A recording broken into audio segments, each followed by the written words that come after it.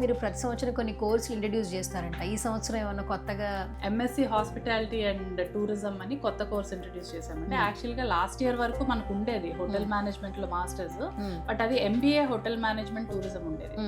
దాంట్లో ఏమయ్యేదంటే మనకి masters management subjects ఎక్కువైపోయి hotel management and tourism subjects తగ్గిపోయాయి. దానివల్ల మేము బయట కంట్రీస్ కి ఇచ్చే ప్లేస్మెంట్స్ ఏంటంటే వాళ్ళు మినిమం క్రైటీరియా ఉంటుంది 4 సబ్జెక్ట్స్ ఉండాలని. అది మిస్ అవడం వల్ల ఈ ఇయర్ నుంచి ఏం చేసామంటే టోటల్ హోటల్ మేనేజ్మెంట్ లో ఎంఎస్సి స్టార్ట్ చేసాం. మనం యూజువల్ గా అది బయట కంట్రీస్కి వెళ్ళి చదవాలంటే ఎంఎస్ మీకు తెలుసు it is in lakhs, 30-40 lakhs అవుతుంది. సో అదే కోర్సు మనం ఇక్కడ ఇంప్లిమెంట్ చేస్తాం. ఎంఎస్ హాస్పిటాలిటీ అండ్ టూరిజం అని ఈ ఇయర్ నుంచి స్టార్ట్ చేసామండి. This is purely hotel management and tourism course అని. అది కూడా reasonable budget with in students. కాదు, మార్నింగ్ నుంచి కూడా చాలా బిజీగా ఉన్నారు, అడ్మిషన్స్ చాలా వస్తూ ఉన్నాయి.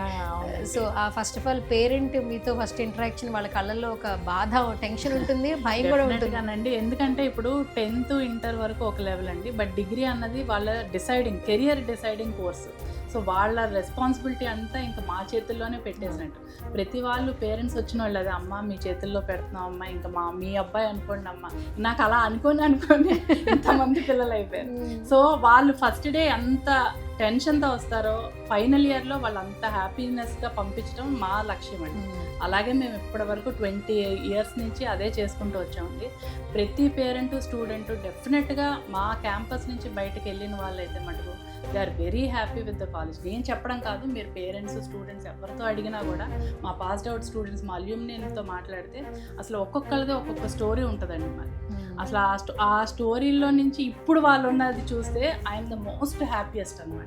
వాళ్ళ పేరెంట్స్ అయినా అంత హ్యాపీగా ఫీల్ అవుతారో లేదో నాకు తెలియదు, కానీ నేనైతే మటుకు మా పిల్లలకి ర్యాంకులు వచ్చినప్పుడు మా సొంత పిల్లల కన్నా ఈ పిల్లలకి ర్యాంకులు వచ్చినప్పుడు ఆ రోజైతే I couldn't control my tears.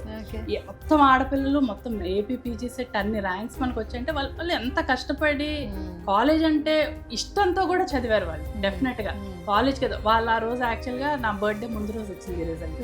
వాళ్ళు మా గ్రూప్లో madam our pre birthday gift to you అంటే it's so nice to hear all those. అంటే పిల్లలు మనల్ని అలా ఓన్ చేసుకోవడం, మనం ఎంత అంటే ఏం చేస్తే మనకు అంత రాగలదన్నది